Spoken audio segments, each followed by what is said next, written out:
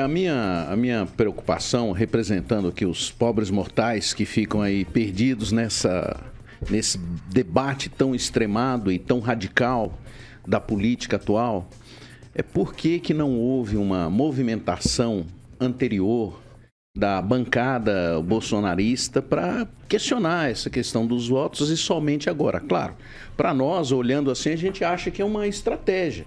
Mas muitas leis foram votadas dentro da bancada bolsonarista, agora de centrão, para tratar de questões importantes e que beneficiaram a população. Por que isso não foi tratado antes? Desculpe a ingenuidade até talvez da pergunta, né? Porque a gente representa aqui um pouco essa população que liga na política e vê notícias fragmentadas, né? A gente não tem a informação mais completa, né? Por que não aconteceu isso? Por que somente agora? Qual que é a razão? Porque no começo do governo bolsonarista, o que a gente ouvia, né, é que o Centrão era um grupo de ladrões, né? Até a frase foi usada numa reunião importantíssima, né?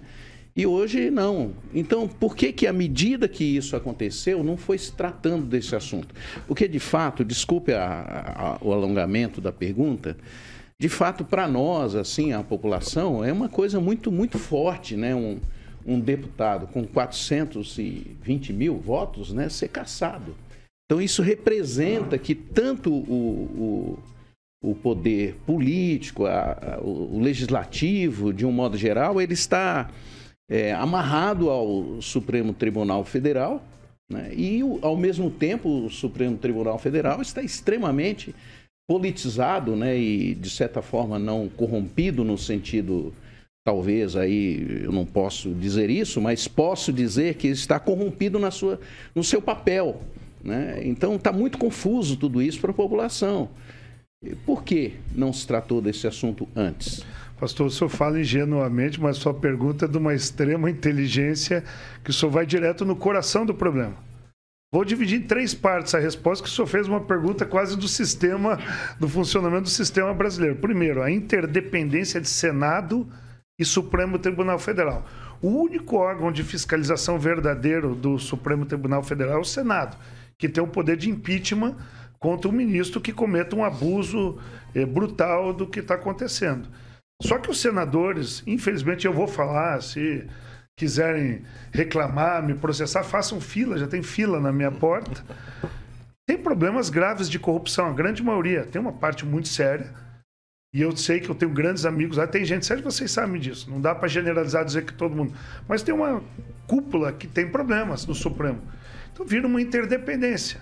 Não acontece nada no Senado para fiscalizar e o Supremo não se movimenta. Como é que eu vou dizer que o Renan Calheiros é candidato e eu estou inelegível?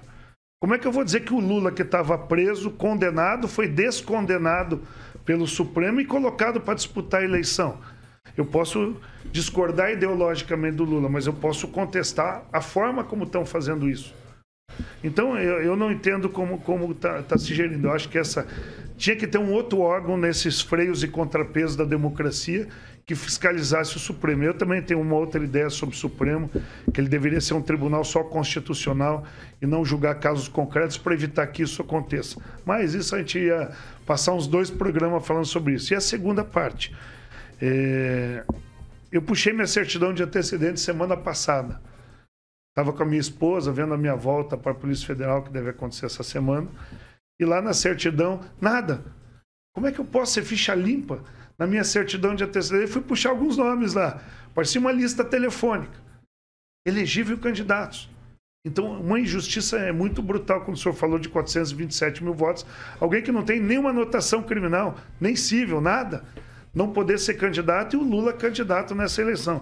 São os absurdos que a gente viveu e que por isso tem tanta contestação da atuação do Supremo Tribunal Federal. E a parte que o senhor falou também da gente entender por que não foi feito nada. Foi. Não sei se o senhor lembra, mas o voto auditável foi até a votação.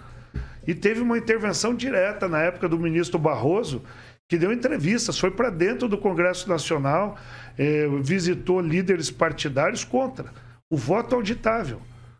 Né? Muita gente fala, mas assim vai ser... Fingindo que não sabiam o projeto. Muita gente foi falsa.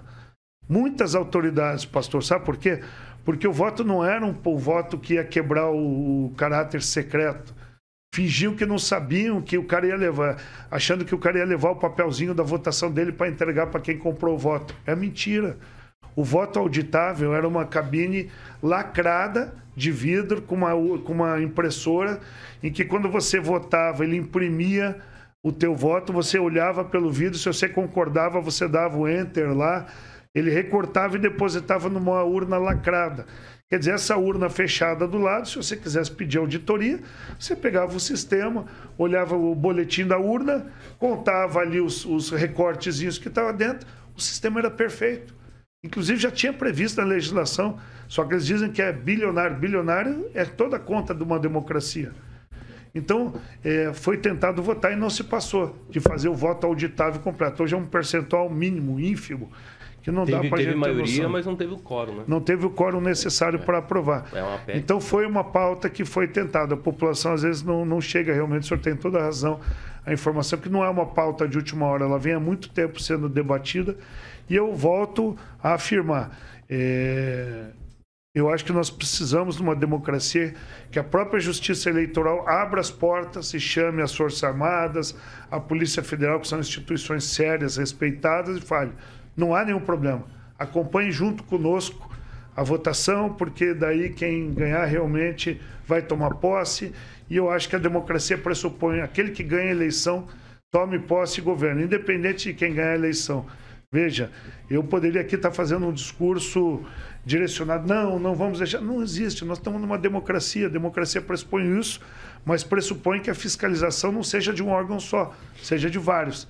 Isso está previsto, freios e contrapesos. Ninguém tem o poder de fazer tudo sozinho, como a gente tem visto.